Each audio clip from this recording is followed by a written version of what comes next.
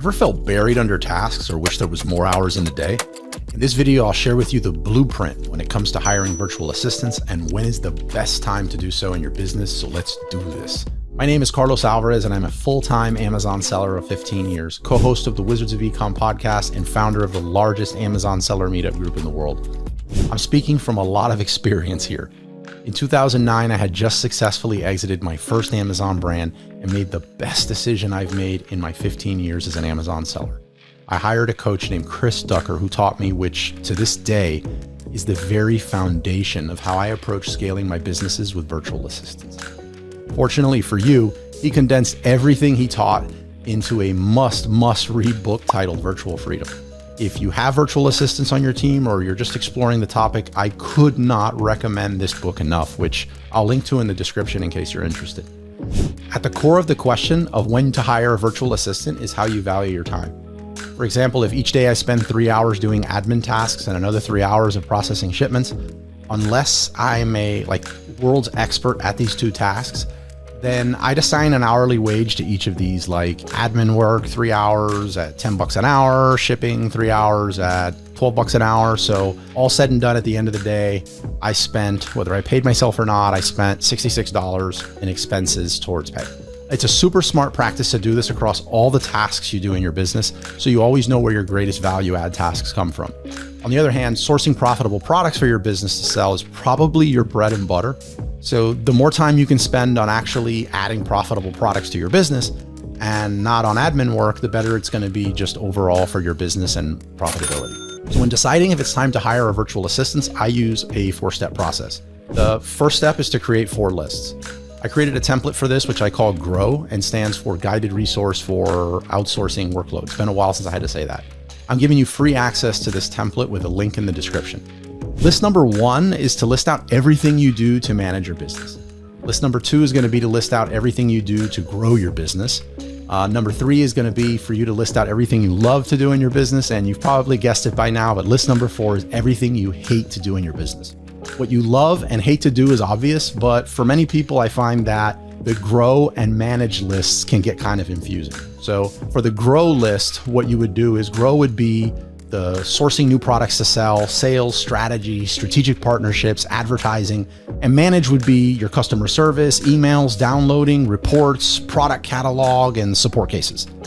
When I first sit down to build these lists, normally my pen can't keep up with everything coming out of my head. But eventually I reach a point where I'm like, okay, I got everything on the list that should be there, and it never fails. I'll find myself a couple days later, a week later, walking into the post office to drop off that monthly check. And I'm like, wait a minute, I didn't add this to the list. So then I just go back and add it. But once you have your 4 lists filled in, step number 2 is to remove everything that is sales or strategic. You're going to keep these tasks for you. If there's anything else left on your list, then you should 100% hire a virtual assistant so that you can expedite your growth. What remains on the list is what's keeping you consistently swamped with tasks and away from your family.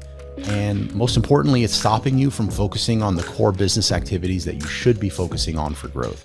So now that you've eliminated all of the sales and strategic tasks, you're going to flesh out all of the remaining tasks. So this is going to be what I do here is I assign a value next to each of the tasks. And these values are time, skill type, experience level, and tools needed.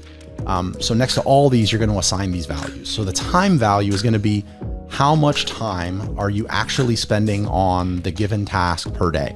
You're trying to see how many hours per week you're spending on this non-sales or strategic task so you can free yourself up and spend more time on growth-related tasks. All of us have to answer emails. This would be a good example. And since this is not a sales or strategic task, it's something you should definitely delegate. So imagine for this example that you write 30 minutes a day of emails. This roughly breaks down to say 2.5 hours a week of writing emails. So I would write 2.5 hours in. Now with the time clocked in, you're going to assign the skill type needed. So replying to emails is a data entry skill. I would write data entry just right next to the time entry for the task. Then the experience level needed for this to reply to non-sales or strategic emails is going to be basic. In many cases, this person is just going to be sending templatized emails that I've already created or canned replies. So for experience level, I'm going to write basic. For tools, it's pretty straightforward. It's whatever you're using. So what tools do you use to answer your emails? For me, this would be Gmail and HubSpot. So your entries next to the task of replying to emails is going to be 2.5 hours a week, basic data entry, and then Gmail, HubSpot, or whatever tools you use. When you finish doing this for all of the tasks remaining on your list, you're ready to move on to the next step.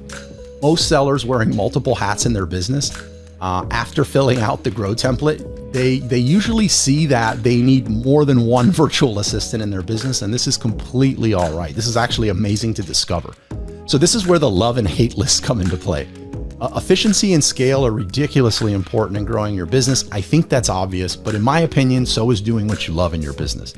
Phenomenal example of this would be one of my close, super successful Amazon seller friends named Gabe. Gabe loves packaging up boxes, the box tape, the cutters, the entire process. For the life of me, I don't get it. I definitely do not share the same feeling for packaging as Gabe does. So as a matter of fact, I'm super happy that I don't have to do it anymore, but Gabe loves it.